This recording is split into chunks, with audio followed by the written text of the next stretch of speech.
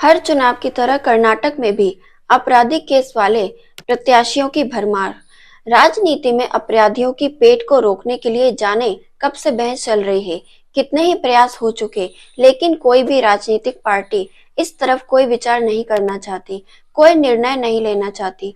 दरअसल लुभावनी घोषणाओं और गगनचुंबी वादों के साथ साथ इन पार्टियों को दबंग और करोड़पति प्रत्याशियों की भी दरकार रहती है।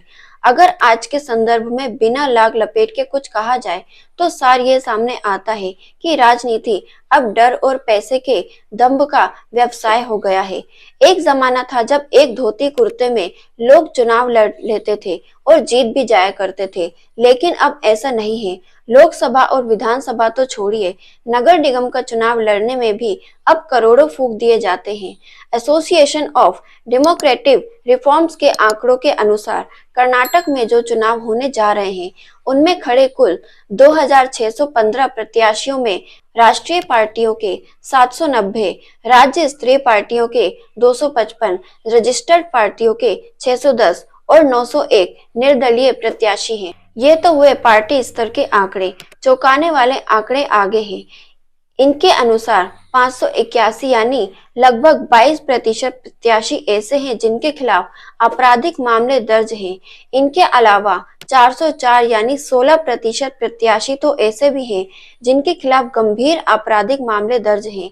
राजनीतिक पार्टियों को चुनाव जीतने और सत्ता में आने के अलावा कुछ सूझता ही नहीं है, भले ही उसका रास्ता कहीं से भी निकलकर आता हो, चाहे जेल से आता हो, चाहे अपराध की खूनी गलियों से गुजरता हो। चुनाव में पैसे का जोर देखिए, लगभग 42% यानी 1087 उम्मीदवार करोड़पति हैं। एडीआर ने यह विश्लेषण उन आधिकारिक शपथ पत्रों के अध्ययन से किया है जो हर उम्मीदवार अपने नामांकन के साथ देता है।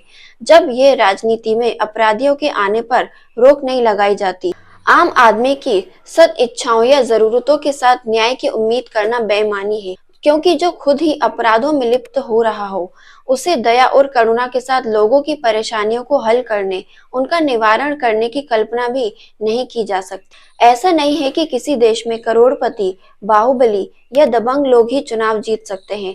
ऐसा भी नहीं है कि गरीब या वाकई लोगों का भला चाहने वालों में चुनाव जीतने की हिम्मत ही नहीं है।